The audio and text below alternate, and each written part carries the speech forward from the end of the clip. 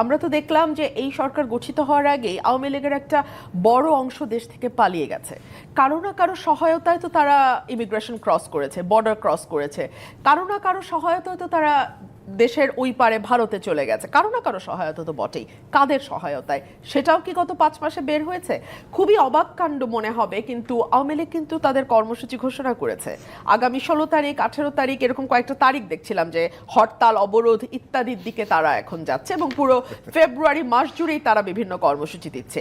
ধরুন এই কর্মসূচি পালিত হলো কি না হলো আমি সেই তর্কেই যাব না।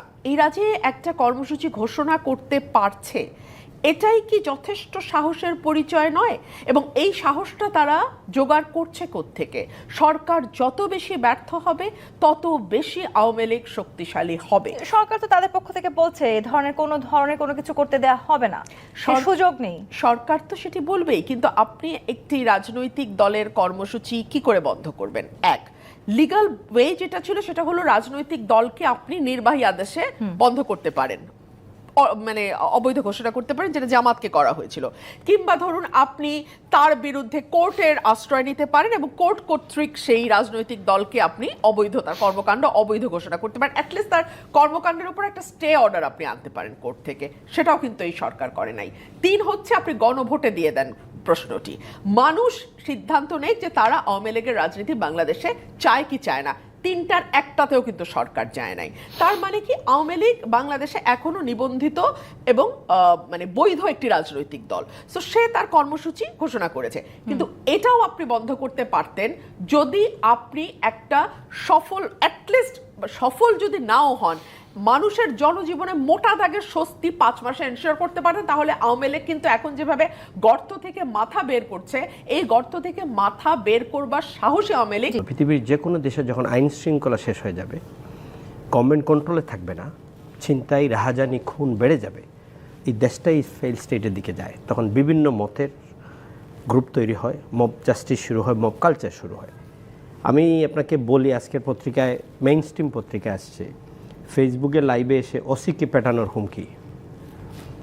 ওসিকে লাইভে এসে পেটানোর হুমকি দিয়েছে, ফেসবুকে লাইভে এসে চট্টগ্রামের বায়েজিদ বোস্তামি থানার ভারপ্রাপ্ত কর্মকর্তা ওসিকে পেটানোর হুমকি দিয়েছে একজন সন্ত্রাসী। এই দেশের এখন অবস্থা।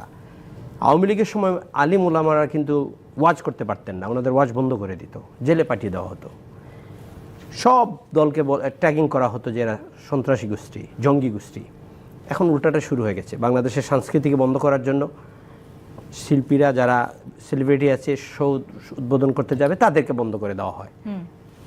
কোন দিকে যাচ্ছি? তাইলে তো উল্টাটা এদিকে হয়ে যাচ্ছে। এটাও তো প্রশ্ন উঠে তাজ রহমান, তাহলে সেই সময়টাতে আসলে আইন শৃঙ্খলা বাহিনী কেন তৎপর হলেন না? কেন আসলে সেই সময় না, গভর্নমেন্ট তো এগুলো পারবে না।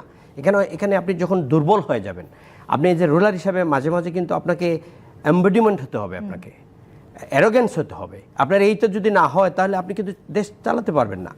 এখন দেখেন মামলার বাণিজ্য বলি, আমার নামে একটা মামলা হয়েছে জাস্ট লিটারালি 1 সপ্তাহ হলো। সেই মামলাতে আমি 3 নম্বর আসামি। আমার প্রথম শেখ হাসিনা, দ্বিতীয় ওবায়দুল কাদের, 3 আমি।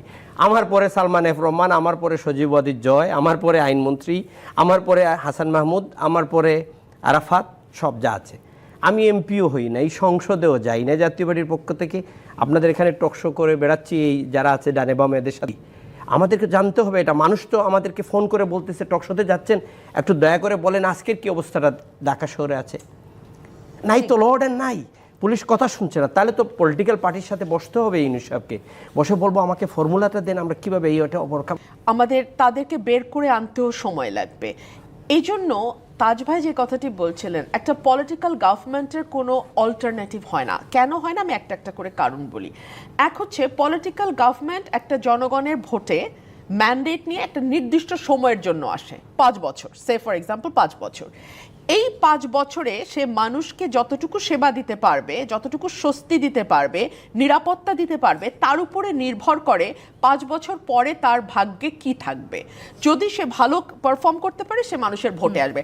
সো তার নিজের এক ধরনের তাড়না থাকে, যেটা কারণে সে আইন শৃঙ্খলা বাহিনী বলেন কিংবা বাজার নিয়ন্ত্রণ বলেন, প্রতিটা ক্ষেত্রে সে চেষ্টা করে তার যতটুকু সম্ভব তার সবচেয়ে ভালোটা পারফর্ম করতে। কিন্তু এই যে অনির্বাচিত সরকার বা অন্তর্বর্তীকালীন যে সরকারগুলো, তারা কিন্তু আসলে রাজনীতি করবে না, করে না। তারা একটা টাইমিং এর জন্য আসে, তাদের তেমন জবাবদিহিতাও থাকে না, আবার তারা ফেল করলে তাদেরকে মাসুলও দিতে হয় না।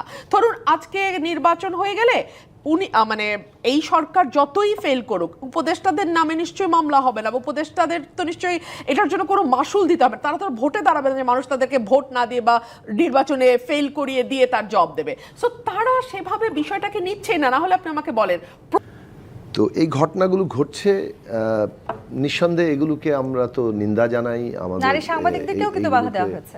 হ্যাঁ, মানে এই বাধাগুলো যারা দিচ্ছেন, একটা রাজনৈতিক তুলনামূলক গণতান্ত্রিক পরিবেশের সুযোগে নিশ্চয়ই একদল উগ্রবাদী এই কাজগুলো করছেন, যারা নিজেদের মত অন্যের উপর চাপিয়ে দিতে চান। এখন যদি আপনি ভারতীয় পত্রপত্রিকা দেখেন, তাহলে আমাদের এখানে হিন্দু সম্প্রদায়ের উপর যে কয়টা হামলার ঘটনা ঘটেছে, আর তার চাইতে শতগুণ হাজার গুণ বাড়িয়ে তারা সেটা প্রচার করছে। তো একটা ঘটনা ঘটলেই তো সেটাকে 100 গুণ বাড়ায় দেখানো যায়। তার মানে ঘটনাটাই হচ্ছে ওই যে যারা বাংলাদেশ সম্পর্কে এভাবে হেয় প্রতিপন্ন করতে চাইছে তাদেরকে সাহায্য করা। ফলে যারা আজকে ধর্মের নামে হোক কিংবা যে নামেই হোক এই জবরদস্তির কাজগুলো করছেন, যেটা ইসলামের সাথে একেবারেই সাংঘর্ষিক, সেইটা তারা করে আসলে ভারতীয় মিডিয়াকে কিংবা ভারতের শাসক দল বিজেপির প্রচারণাকে সাহায্য করছেন। এখন প্রশ্ন হচ্ছে যে গভর্নমেন্ট এগুলোকে কেন ঠেকাতে পারছে না। একটা তো আমরা প্রাতিষ্ঠানিক দুর্বলতার কথা আলোচনা করলাম, সরকারের আকার ছোট, এই সরকার একটা রাজনৈতিক দল মতো না যে তার সর্বত্র তার কাঠামো আছে। সেক্ষেত্রে যেটা করণীয় ছিল, যে কথাটি আমরা বারবার প্রথম থেকে বলে এসেছি, আমি এখনো বিস্মিত যে এই জায়গাটিতে কেন সরকার কোনো উদ্যোগ গ্রহণ করেনি। আমরা বলেছি যে এই সরকার একই সঙ্গে এটা তো একটা পুরো সিস্টেম, এই সিস্টেমে অংশীদার আরো অনেকেই। সো তাদের সকলের একটা দুষ্ট চক্রের সম্মিলিত প্রয়াস না থাকলে এটা হতো না। ডে 1 থেকে কিন্তু আপনি যদি একটু লক্ষ্য করেন, শেখ হাসিনা পালিয়ে গেলেন, তার সঙ্গে স্বরাষ্ট্রমন্ত্রী তৎকালীন আমাদের গণমাধ্যম মন্ত্রী যিনি ছিলেন আর কি, আরাফাত, তারপরে আমরা দেখলাম শিক্ষামন্ত্রী নওফেল, কেউ কিন্তু নেই। অথচ ওনারাই কিন্তু ফোরফ্রন্টে ছিলেন পুরাটা অভ্যুত্থানের সময়, তারা কেউ নেই, পালিয়ে গেলেন। এটা কি শুধু পুলিশের সহায়তা? না, তারা যে বর্ডার পার হয়েছেন এখানে আর অনেকের সহায়তা জড়িত। 1 2 হচ্ছে তারপর আমরা দেখলাম একটার পর একটা মামলা হতে, সেই মামলাগুলো যার বিরুদ্ধে ব্যাংক চুরির লুটের মামলা হওয়া উচিত তার বিরুদ্ধে হয়ে গেল খুনের মামলা, আর যার বিরুদ্ধে খুনের মামলা হওয়া উচিত তার বিরুদ্ধে হয়ে গেল ভিন্ন কিছু একটা মামলা। এক একজনের বিরুদ্ধে 200-300 করে মামলা না হয়ে একেবারে সত্যিকার অর্থে যেই মামলাগুলোর মানে ওজন আছে, এরকম 1টা 2টা 3টা মামলাই মোর দেন এনাফ, শত শত মামলা হওয়ার প্রয়োজন ছিল না। এখন এই মামলাগুলো ট্রায়ালে যাবে, ট্রায়ালে গেলে এই মামলাগুলো ম্যাক্সিমামের মানে যদি মোটা দাগেও ন্যায় বিচার হয়, মামলাগুলো কিন্তু টিকবে না। অথচ এরা প্রত্যেকে দোষী, এরা প্রত্যেকে দায়ী, এবং এই রেজিমটা 15 বছর টিকেই ছিল এদের নানান ধরনের সাহায্য নিয়ে, কিন্তু মামলাগুলো টিকবে না। শাস্তি আমরা